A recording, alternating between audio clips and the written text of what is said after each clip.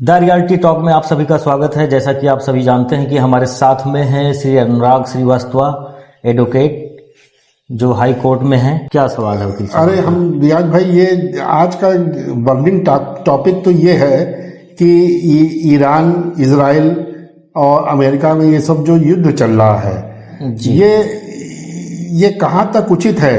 कहाँ से ये युद्ध की शुरुआत हुई?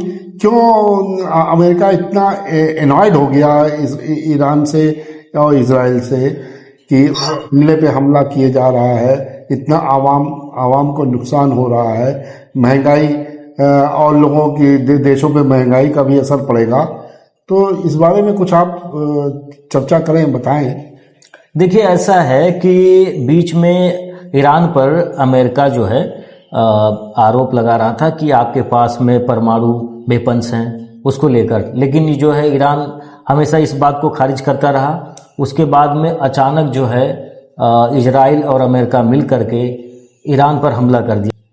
नहीं तो ये नौबत क्यों आई? मतलब अमेरिका ने ऐसा क्यों किया कि उसकी क्या बात थी कि इतना उसने बड़ा कदम उठाया कि मतलब जो है जी कदम? जो देखिए, जो न्यूज आ रही है, न्यूज के माध्यम से ये पता चल रहा है कि अमेरिका का जो नजर है वहां के खनिज पर है ना।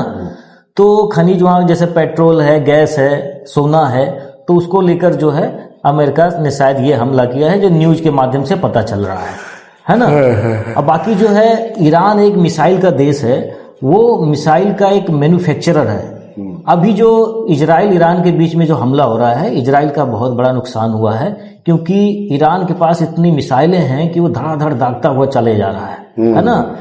ये जो इजराइल है कहीं कमजोर नहीं है, इसके पास जो है कई एयर डिफेंस सिस्टम है, जो कि इसको, इनके मिसाइल को रोकने के लिए, अधिकतर मिसाइलों को जो इनका जो एयर डिफेंस सिस्टम है वो रोक पा रहा है। तो जैसे मान लीजिए इनके पास आयरन डोम है, डेविड स्लिंग है, और एरो 2, एरो 3 जैसे इनके पास में क्या ना डिफेंस सिस्टम है इजराइल के पास में। ईरान के पास में इतनी ज्यादा संख्या में मिसाइल है कि वो जो है एक के बदले एक साथ कई ड्रोन्स दाग दे रहा है। तो ऐसे में जो है इजराइल का बहुत ज्यादा नुकसान हो गया। तेल अवीव जैसे शहर में बहुत ज्यादा नुकसान हो गया, बहुत सारी बिल्डिंगें ढह गई हैं मिसाइल के मार से। लेकिन युद्ध कहीं तक भी सही नहीं है। युद्ध का जो है वजह से बहुत नुकसान हो रहा है पूरे वर्ल्ड को। जो आयात निर्यात जो हो रहा था क्रूड ऑयल का और सब चीज़ों का शिप के माध्यम से, वो सारा चीज़ रुका पड़ा हुआ है।